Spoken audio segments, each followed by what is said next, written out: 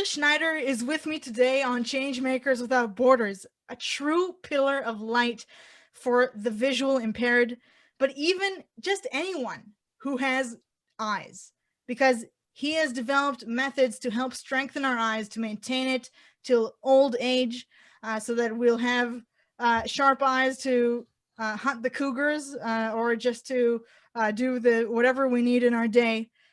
Meir, you were born blind to deaf parents with congenital cataracts, and the surgery that could have maybe prevented your blindness came too late. And you were pretty much blind for a lot of your teenage years up until a friend came and suggested you a book by Dr. Alan Bates, who talked about doing exercises for the eyes, which you started to do 13 hours a day for a long time. And you got your driver's license, you got your life back, you got your eyesight back. And now Meir is coaching people all over the world to show them how to get their eyesight back and maintain it. It's an honor. Well, you're correct. You know, I was born to Ida and Abraham, who were deaf people in Tel Aviv. All the deaf people in Tel Aviv and the northern area of Israel knew that Ida and Abraham have a blind son. So I was born with cataracts. And to those of you who are going to watch it on video, this is how normal lens looks like. This is how my lens looks like. So normal versus mine. You can see if we describe it for a second, the first one that you're showing, the normal one, when it's dilated, is that when it's dilated? Exactly. It was hard to dilate my pupil, and lens that here is much clearer. The lens which is the lens which was operated had 5 surgeries that cut it and have a lot of membranes that float around. And so I was able to work with bits and pieces of lenses. I used to have 1% vision, which means if I would look at the screen right now as I'm looking at you, I may see that you have halo, that you have a figure. I may be able to identify a little bit of your black hair, but I wouldn't be able to really see you and identify you visually. I also wasn't able to read signs, even big signs. And these days, my vision is about 70% of normal vision. And I have even a driver's license, and I'm holding it for more than 38 years. I just got it renewed for 5 more. And you drive in San Francisco. I drive in San Francisco. It's a little bit easier to get a license in California because of the old people lobbies. But I must say, on my record, I don't have accidents or tickets. And that's a big deal, you know. And I drive freeways. You would see me being more cautious than others. Like, I would hate to drive at night if I don't have to. Yesterday I did because I was delayed somewhere. But if I had my choice, I would drive in the daytime. But I'm allowed to drive at night. You'd see me driving in the middle lane. But the point is, in the past, people thought that I should never cross the street without a cane or a cane or a dog. And I had 19 accidents just crossing the street. There was like a car seeing me, so they stopped, and I would bump against the car, not seeing the car, and fall down. And had an ambulance taking me to wherever they took me and stuff of that nature. So the point is, I had a certain past, but I was the quickest Braille reader in the state of Israel. And I was very motivated to move forwards. Why do you think you were the quickest? Well, they told me that in the Library of the Blind. I mean, at 6th grade, they said that the only one who reads my speed is a student in Tel Aviv University, and she was older than me by what, 15 years, and was studying all the time. I was really quick. So what I want to say is that when I was given the choice to do eye exercises, I just did them. And I did them all I could. And I did them as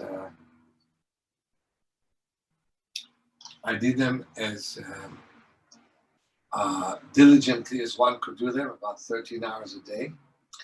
And they were based on the principles that we need to relax the eyes, to expand the periphery, to balance the use. I remember having dark glasses to help me to not see light. And in fact, adaptation to the light helped me really see and see better.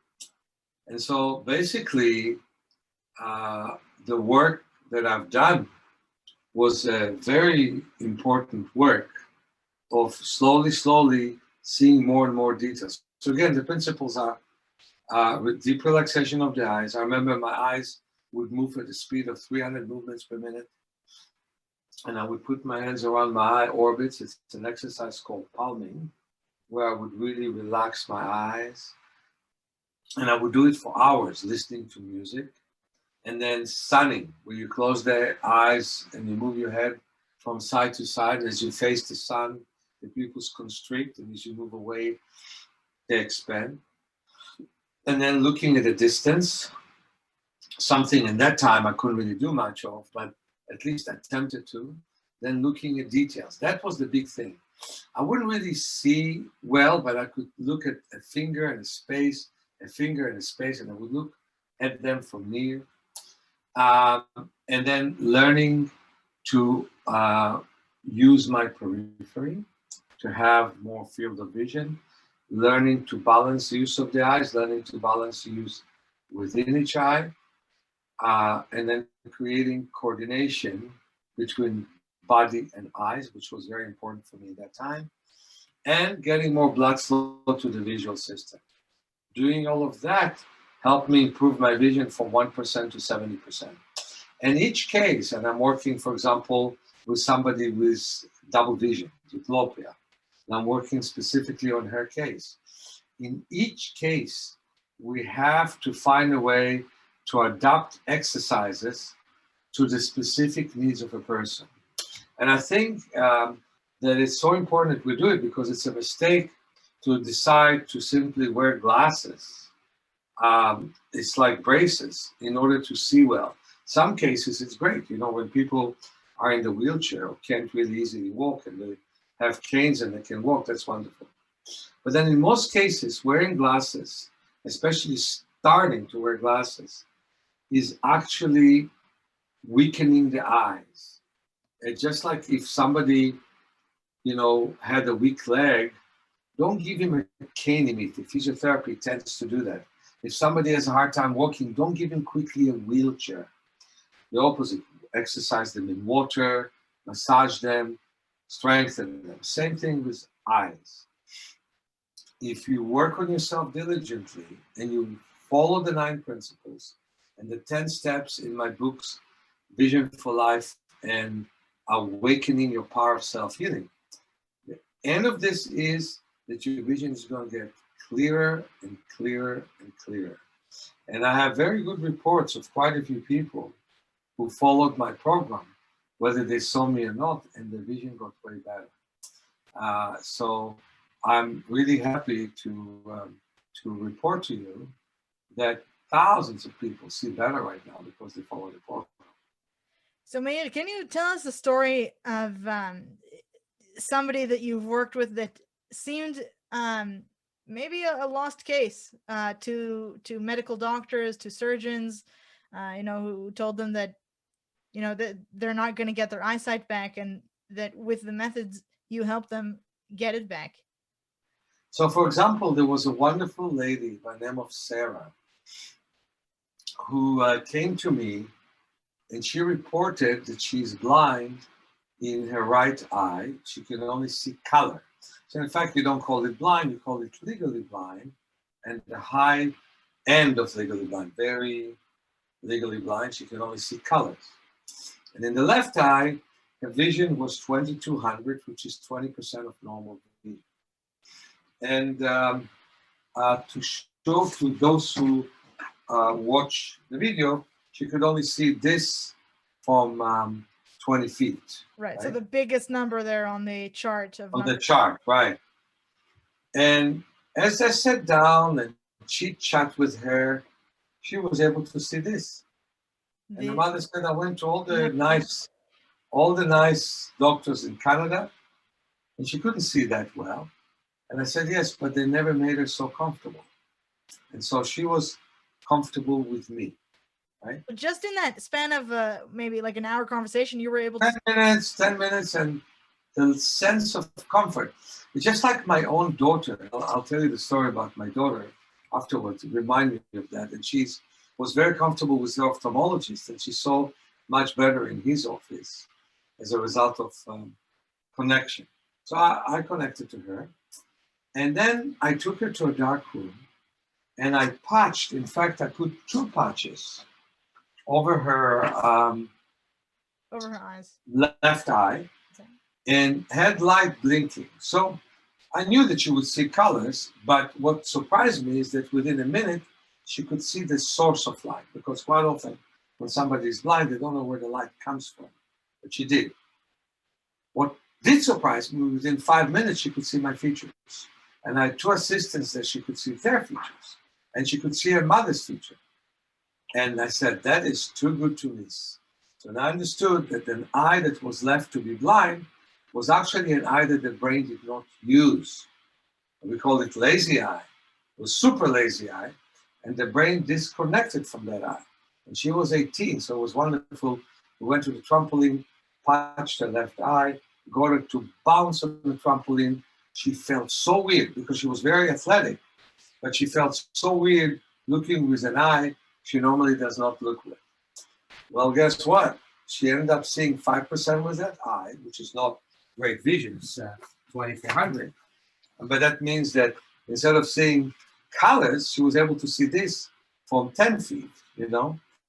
But as she worked with the 2 eyes, she was ending up seeing this line instead of this line, because the 2 eyes start to work together. The left was able to see sharper, and the right helped her to track where she's looking. So her mom was so delighted. Her father, who first hesitated, was so delighted to see the improvement that we had. And they came to me all the way from Canada, from an Indian reservation. I really like that. And how old was Sarah? She was 18. Would you say there is it easier for people who are younger to improve their eyesight, or does it matter if you just put in the work? You can improve at any age. You can improve at any age. A good story is my partner. Her name is Jeanne, and she lives in Quebec, Canada. And she was diagnosed with pseudo-lateral lameral hole within the retina, and they were afraid that the retina becomes too squeezed and that the vitreous can detach the macula and then she'll be blind in her right eye. Can you explain that a little bit more? What would actually happen? Like the vein inside the eyeball, or they would explode? Okay, the vitreous is between the lens and the retina, and it is mainly a gel, but there's also a body. And if the retina becomes tight, the fear was that it will detach the central part of the retina. And they wanted to remove the vitreous. They also said that she most likely will get cataract, and then they will remove the lens. And she came to New York because she felt that Quebec is too far from San Francisco, but I was actually lecturing in New York in that time. A small radio station put me on, WBAI, which is a Pacifica station, several times. And I gave a couple of lectures and a workshop and saw her individually. She took my information, took it back, worked with it, and within a month, the doctor said that the surgery is not necessary. For a year and a half, he put pressure on her. Now, 9 years later, she still gets checked in that clinic every 6 months, and they keep telling her, well, you have a little beginning of cataracts, but that nothing happens there. And so that's such good luck, because if they remove the vitreous, the cataract would be very massive within 6 months, maybe 3. But nothing happened there, but the vision is wonderful and no surgery is indicated. And that's nice to hear from the surgeon who put pressure to do that surgery. It's I amazing. have, yeah, I have a case of somebody who was diagnosed with keratoconus, where the cornea starts to have a cone shape. Now they have a specific procedure called cross-linking, where they put collagen on the lens, on the cornea, sorry, and they harden the area and they don't let it move anymore. And they think that helps the person see for life. It will have its own complication. In the past, they thought that all they need to do is corneal replacement, and they thought that would work just fine. And there were many rejections, even though the cornea is at the end of the eye or the beginning of the eye. Well, the person came to me and he had hard lenses, and I am very much against contact lenses, including hard lenses, except in keratoconus, because it's like a brace that you put. But as a result of massage that I did around his eyes, which is very nice massage, those who see on video, and put pressure in the center and move it Center of the out. nose, like on the bridge of the nose, and Yeah, you go up bridge the of the nose eyebrows. and up, and then put in the area of the nose and move it outward. Okay. So the person said, the doctor said to him, well, we're going to have to replace your cornea because it's really in a bad shape. And he couldn't adjust to his contact lenses. So massaging him twice a week, working on him in a dark room, doing with him exercises, in 8 months, he went to his doctors, an optometrist and an ophthalmologist, and both said the surgery is not necessary. They're doing perfectly fine. 30 years later, he called a Pacifica station here called KPFA, and he testified that 30 years before I met him, worked with him, and he said, my therapy is wonderful. He said, just don't listen to his jokes, they're not that good. So, yeah, so that's what I... Meir, can you tell us a little bit about how, like, what did you add to the method? Because you started learning Alan Bates' method, with, he said, the sun. William Bates method, yeah. Well, I've learned it from a high school dropout kid, and I started to work with it diligently, but very quickly I changed the method in a way that works for me. And I added to looking at details, which is the song and dance of the macula. We look from detail to detail. I added to that peripheral vision. And so I was able to work on the periphery.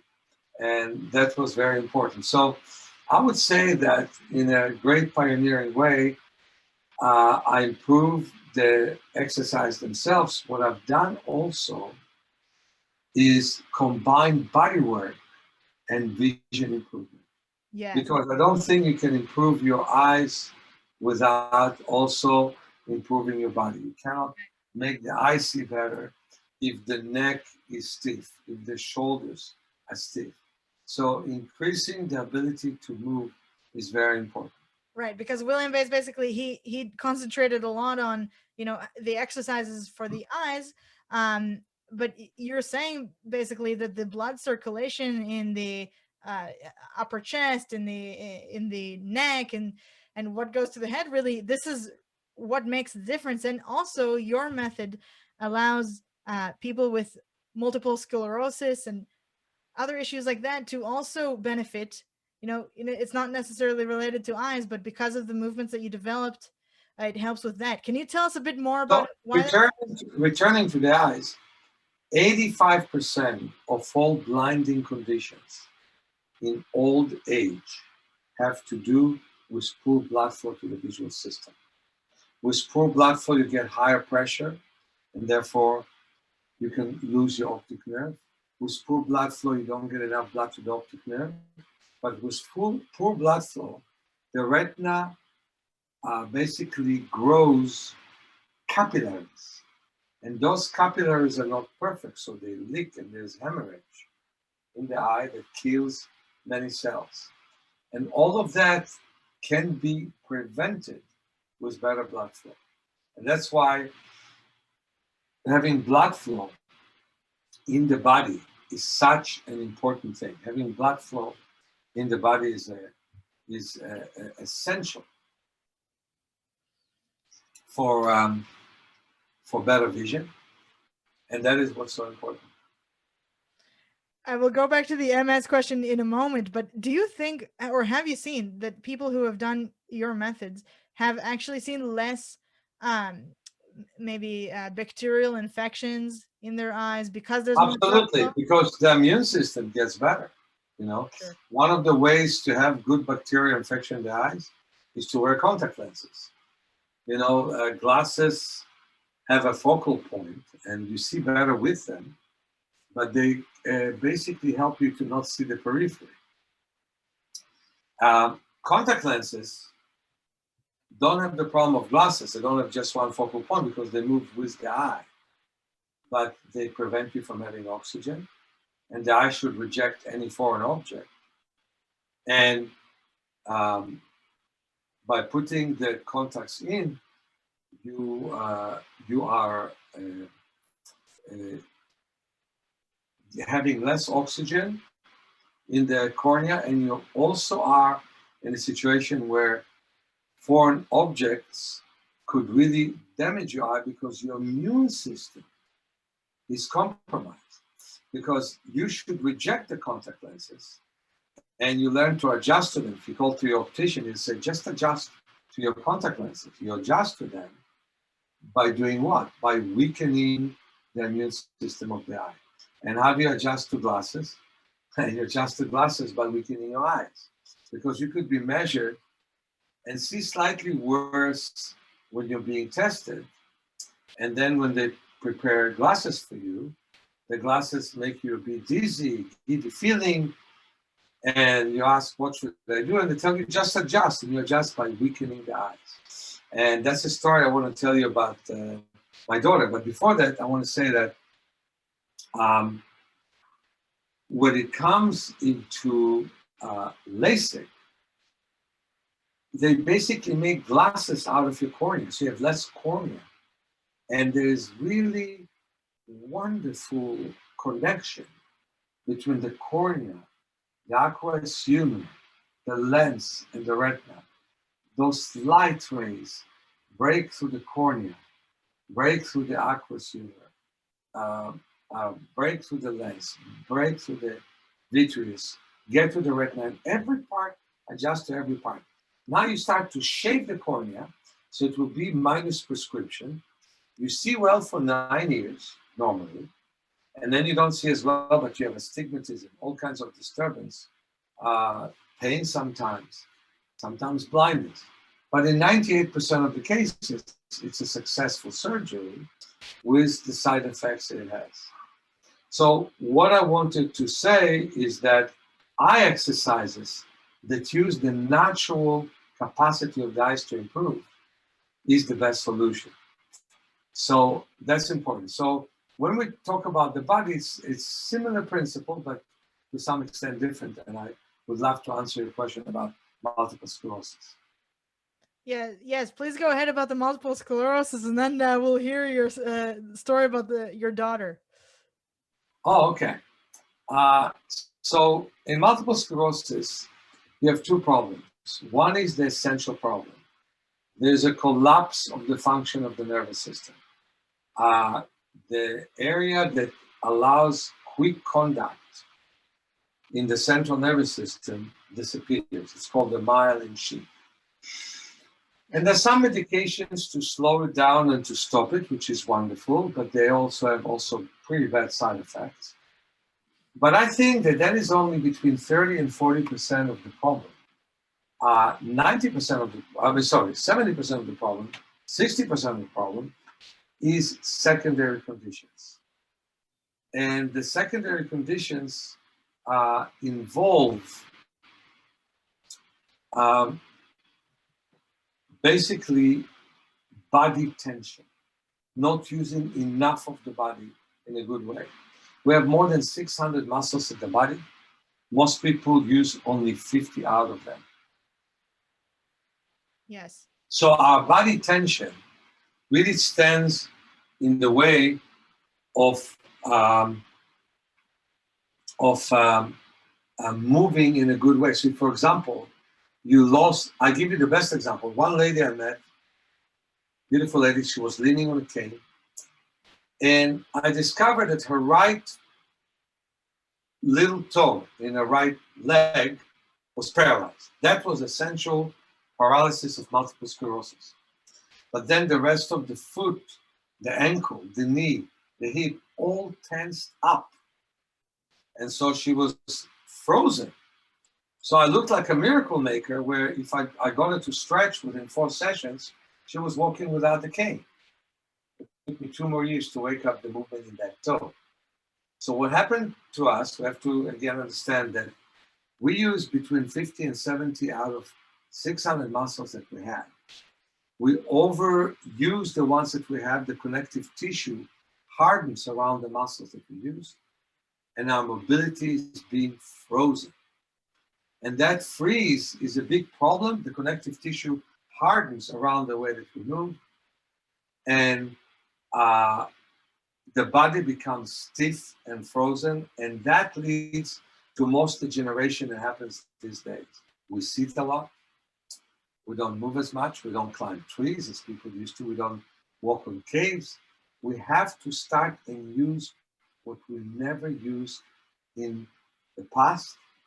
What we never used in our time, we use in the past, and also start to use what we didn't use in the past. So if you go to my training courses, you see I teach people to run and walk backwards and not only forwards. When I try to tell people walk heel to toe, they're not getting it because hardly any one of them can walk heel to toe. But when I get people to run and walk backwards, they start to have a sense of how it is to mobilize the ankle well and how it is to mobilize the knee well and how to loosen up the body. So this is what's so important when we come into multiple sclerosis, therefore. Some problems belong to the disease itself. And in my opinion, disease itself comes because of tremendous stress that people have in their body. Other problems relate to the secondary conditions. I have one lady that I was able to keep on her feet for 40 years. 40 years. But then, for example, she walked in a supermarket and she was limping. And a policeman came and gave her a breath test. That made things very hard on her. She didn't want to go to any place. She didn't want to wander in stores. She didn't want to go to restaurants. She felt very isolated. And immediately she lost her ability to walk because, she was weak due to the multiple sclerosis. And so that's one example. And then she started to have osteoporosis. So she would fall and break bones. Wait, so you're saying that she, with your methods, she was able to walk for 40 years? Yes. And then a policeman mistaken her limping to maybe being drunk? Yeah, exactly. And so she got this breath test, and she was so embarrassed from this request of the policeman that she didn't feel like she could go out again. Exactly. I met a beautiful lady with multiple sclerosis who went to the wheelchair, and she was very pretty. I mean, looking at you, so you remind me of that. She was very pretty, and she felt so embarrassed to go outside. And I remember that there was a therapist who worked with me, and she would only go to the doctor if he would take her there. Because I remember the first time that she was ever in the outdoors after getting to the wheelchair was when I carried her down three flight of steps and put her in the sun here in San Francisco, in her house, in her parents' house. And she could be in the sun and rest there because it was so embarrassing. So I want to say that quite a bit, and it's not only multiple sclerosis, a disease where it's more of a problem of the muscles, like muscular dystrophy, Becker's muscular dystrophy. I know one guy from Hungary, he came to me and he really improved a lot. He had muscular dystrophy and he was able to somehow limp and walk with canes. And one day he fell and broke his thigh, his femur. And since then he was in a wheelchair. And when he came here, came in a wheelchair, and then we were able to get him in between situation where his wife would hold him and he could cross the room, which gave him a sense of dignity. But what I want to say is much of our story is our life. What happened in life makes a difference. So to remember again, we want to work as many muscles as we can. We want to start and stimulate our capillaries so we would have better blood flow. We want to be centered in our body. So when we're centered, when we walk and there's a sense of connection to gravity. And we want to be able to use our joints fully. And those of you who watch the video, you can see that some movements it's hard for you to do. Even me, almost at the age of 67, I can do this kind of movement, right? Most people can't easily do that, So the ability to mobilize your hips, mobilize your shoulders, mobilize your ankles. And that is very important for us to not over-exercise, to not over-strain ourselves, So to also not overstretch ourselves, but to work in a balanced way. Are you saying that this model that we have that I don't necessarily subscribe to for sure, where we have many seniors, who are unable to take care of themselves at a certain point in age, going to old folks' homes, unable to really mobilize, unable to walk. Do you really believe that a lot of those people don't have to suffer that fate if they start to mobilize themselves, if they start to work on exercises to strengthen? Do you think pretty much anybody can do it? Because you're saying that people with MS could do it. Then let's start with the fact that people overwork their body, so the exercise become too hard on them.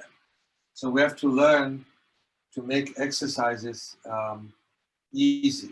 And second of all, let's continue with the fact that we need to have full mobility. So if I move my shoulder and I rotate my shoulder, I want to make sure I have full rotation. So actually what I want to say is that the exercise we can do could be gently done and fully done. We can use the imagination. For example, if I move my shoulder in rotating motion in both directions, I also visualize that my shoulder is moving fully.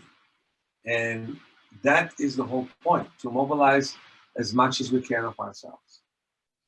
So you're saying that even if somebody's not able to move almost at all, they should start by imagining themselves moving. Right. Or even if you move but not perfectly, you can close your eyes, have a sense of how you move, and slowly the body will perfect itself.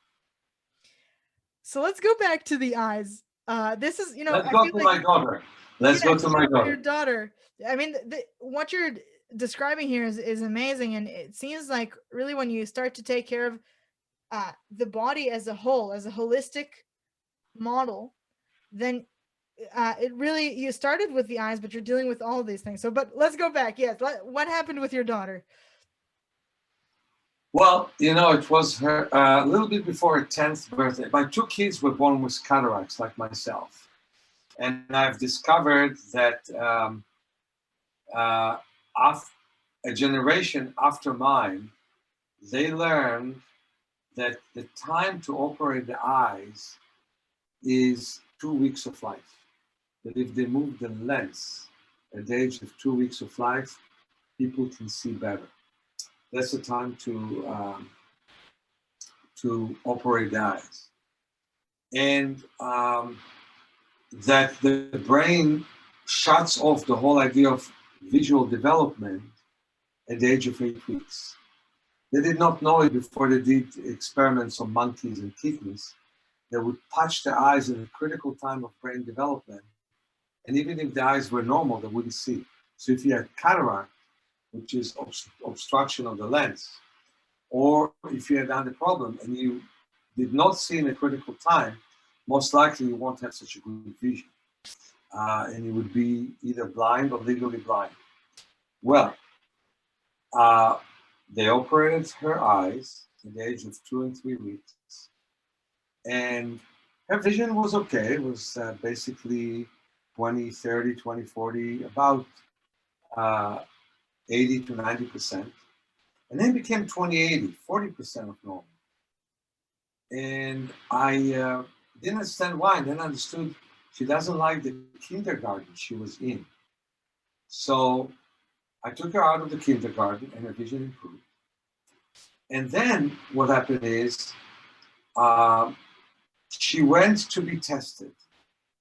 I wasn't during the first test in the hospital with normal test, but she would go to an optometrist, and the optometrist would test her, and then she would go to the ophthalmologist.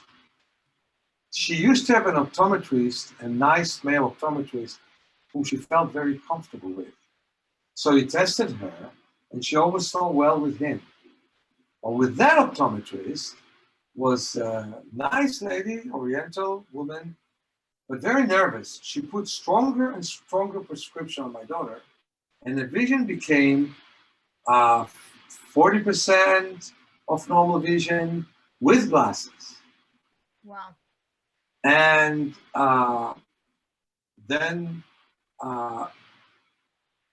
I came and I put a patch over her left eye and asked her, we were in a top floor, asked her to look at cars, and she would look at cars and tell me about the cars. And when she went to see a doctor, she actually was able to see about 70% without glasses.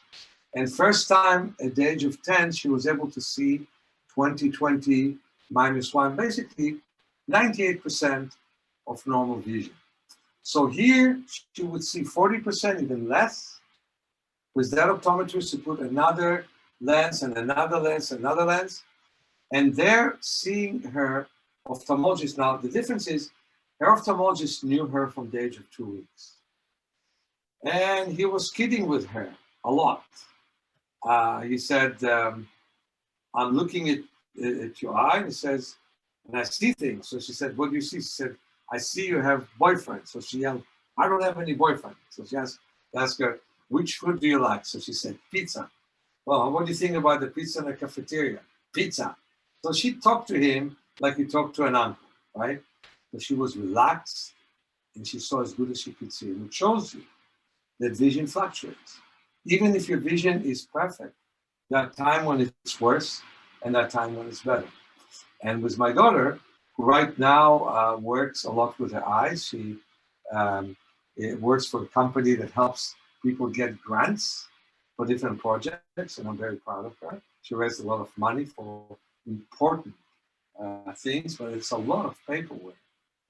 That daughter of mine is very special in what she's able to do. And so my son and my daughter see better than anyone who was born with cataracts, and the combination of eye exercises and the right surgery in the right time made a big difference for them.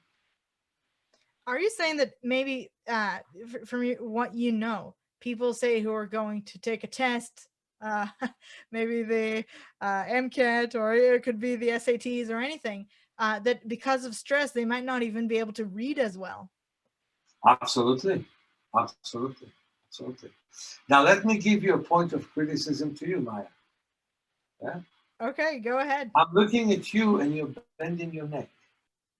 And it is so common. And I'm looking at Congress. I'm looking at Congress. I'm looking at the Israeli parliament. I'm looking at presidents. And they move their head like this. And when they bend the neck, they prevent a lot of blood flowing to the head. And so you probably read a lot, and you work with computers and with phones. You can see the And, stack of books behind me. Those are not fake, but I read them.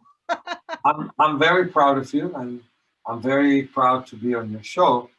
But what happens to you is what happens to many dignitaries. You bend your neck forward. That means you tense your chest. That means that some muscles in your upper back became weak. And that means that you don't get as much blood flow to your head as you should, basically.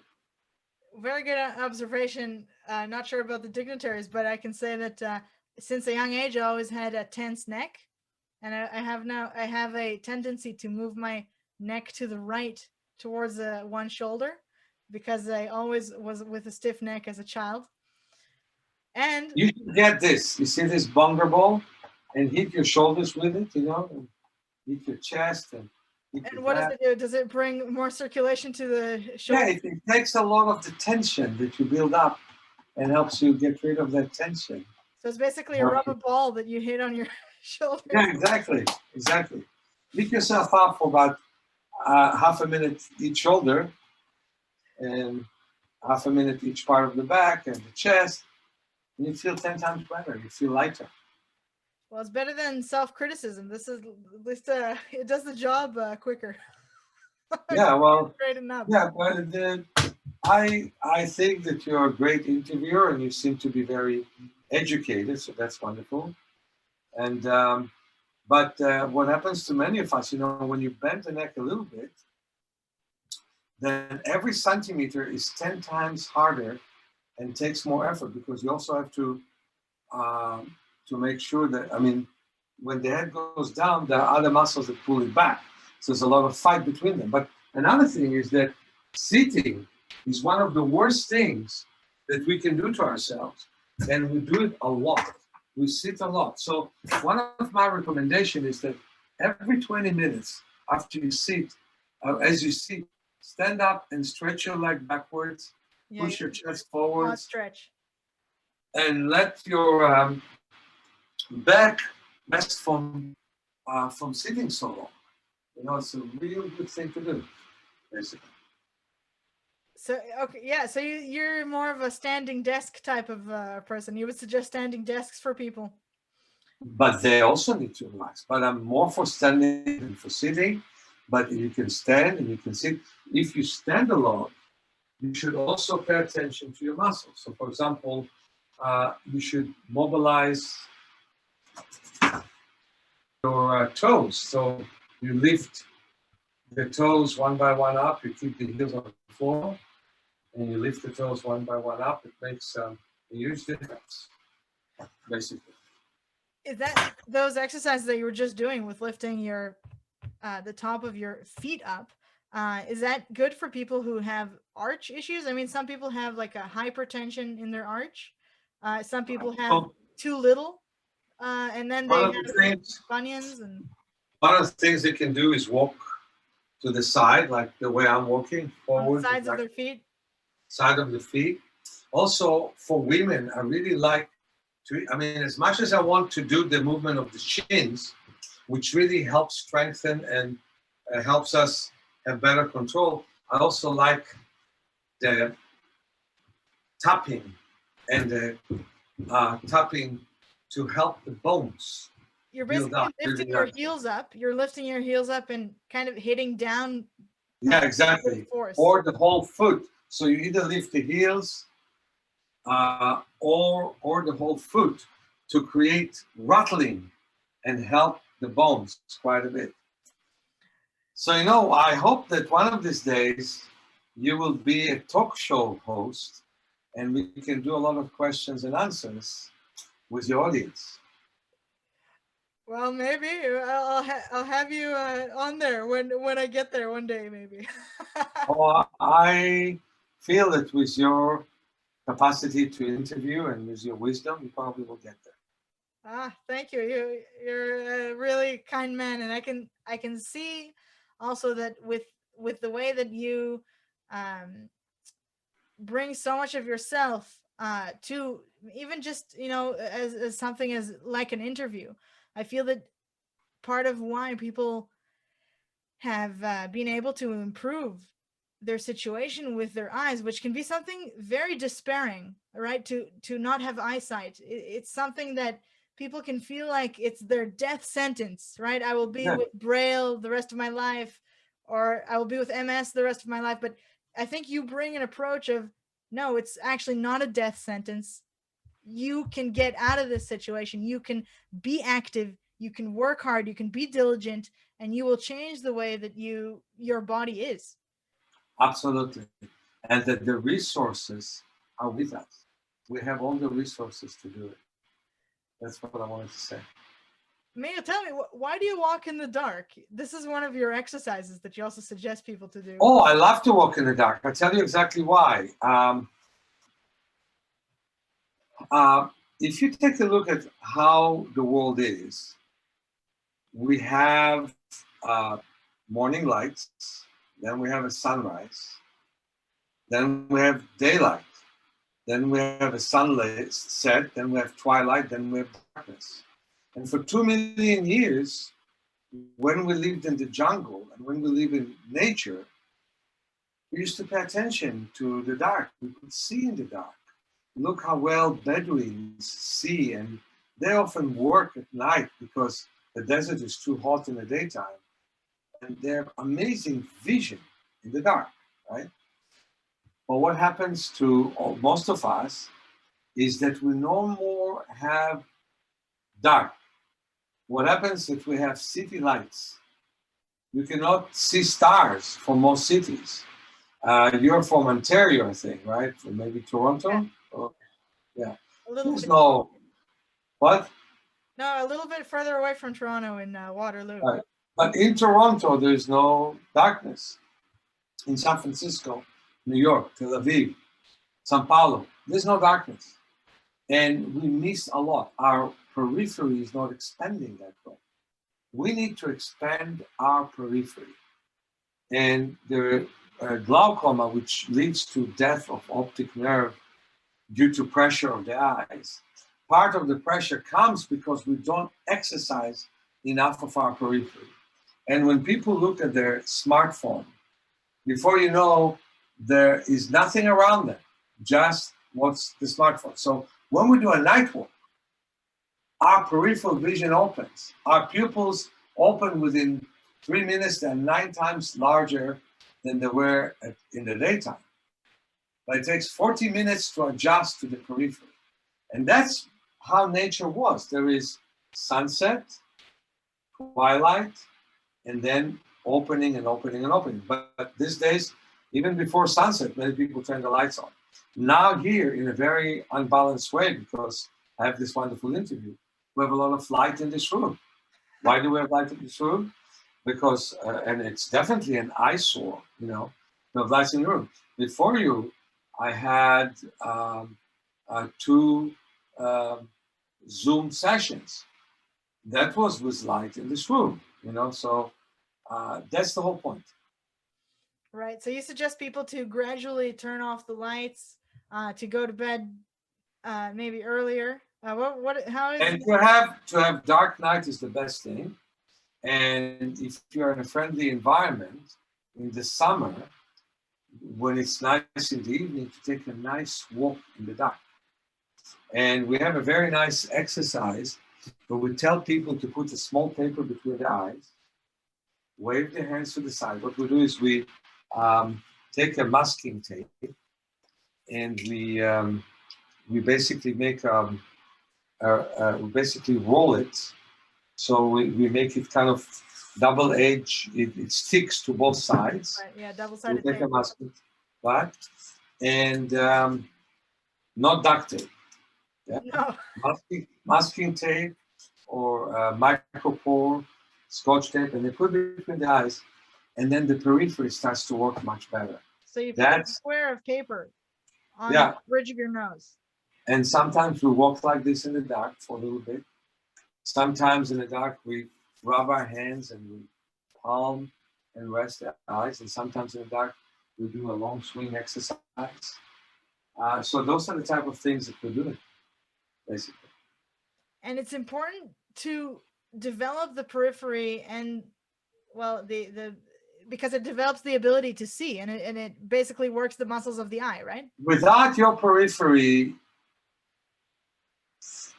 2,000 years ago, you'd be dead because you wouldn't see an animal that comes your way. Without your periphery in the jungle, you can't exist. And the periphery doesn't look, it sees. The central vision looks. So we forgot to have periphery. That's basically what happened. And in our life, we train ourselves to not pay attention to the periphery. But we must pay attention to it. Probably, if we had better periphery, we would have much less accidents. Oh, definitely. We'd probably get rid of 90% of them. Wow. Well, and what would you suggest people who have normal eyesight, who might be feeling like their eyes are, not as great as they used to be, or maybe they're okay, but they're working on the computer a lot? What do they do? What should they do? So first of all, every day for 20 minutes, look at the distance. Wave your hands to the side so you know there's periphery around you, but look at the distance. And this is a very good friend of mine, Eric Pepper, wrote the book, How to Get Rid of Zoom Fatigue. It's a tech book. Yeah. So he tells you what exactly I'm telling you. Look away. Stand out of your Zoom. So look away for about 4 or 5 minutes before you start to work. And every 15 minutes, look away for 10 seconds. Or 15. sometimes do the exercise of moving from side to side, really resting from looking at the computer. Pay attention to your periphery. Sometimes you type. And pay attention. There's a wall here. There's a wall here. So you can wave your hands. The periphery senses movement. That's why you wave your hands, because we sense trees moving. That's how we notice things peripherally. So basically, I would say that paying attention to the side, looking at the distance, that you allow the lens to stretch so it doesn't only contract when you look from near, that can make a difference. We can prevent a lot of eye problems, because I predict that because we look so much at books and computers, we could end up having cataracts in younger ages, having macular degeneration in younger ages. And because we sleep so much, and because when we exercise with great vigor, I predict arthritis and all kinds of problems quite a bit. So what I really want people to do is to move along, move. You know, the author who wrote the book, The Body as It's Risen, his name is Thérèse Bertherat, and she said, your body is your house, you're the landlord, and a long time ago you lost the keys. Well, I want you to get your keys back with deep kinesthetic awareness, with the sense that you could move more, loosen your connective tissue, and you would do much better. Well, that's a great analogy, and I could say that oftentimes we haven't only lost the keys, we've also stopped paying rent. Exactly. Very good. Very good. And it's a good way for us to consummate our conversation and to say there's much more available for us than we know. That people with paralysis can get better. People with back pain can give up on their back pain. And all people could get rid of their glasses, and all people could prevent many problems. It's only a question of what we do about our eyes and about our body. Yeah, and as a last note, I feel that your message is more important than ever now, because we're so much, all of our life now has moved over to the computer, and it's probably not going to move away from the computer anytime soon. No, but we need to rest from it. I mean, just like what I suggest for you with the chair that we stand and stretch, I suggest with the computer that we look away first, look away again, understand that yes, we need the computer for what we do, but we also need to take care of the eyes that were meant to be in nature. As a last tip, would you suggest, in order to do palming in the most effective way to relax ourselves, should we organize for ourselves like a box to put on the desk so that we rest our elbows on it and put our palms over our eyes? I have what's called palming stick, and whenever we palm, we should not uh, get our head back or forwards. And so we put the hands around the eye orbits and we elevate the elbows. So a palming stick is a great thing that we sell. But you can put a box, you can put pillows, and put your hands around the eye orbits and rest the eyes in a nice way. Definitely. Meir Schneider, it was a pleasure to have you on Changemakers. You are a change maker. You are saving people's eyes and lives and their freedom, their ability to move in the world, to be independent. And such a gift is very, very expensive. As we say in Hebrew, it's very there's nothing better as a treasure. And I want to tell you that talking to you was wonderful. And I think that you're going to do very good things in the world. Thank you very much. Thank you.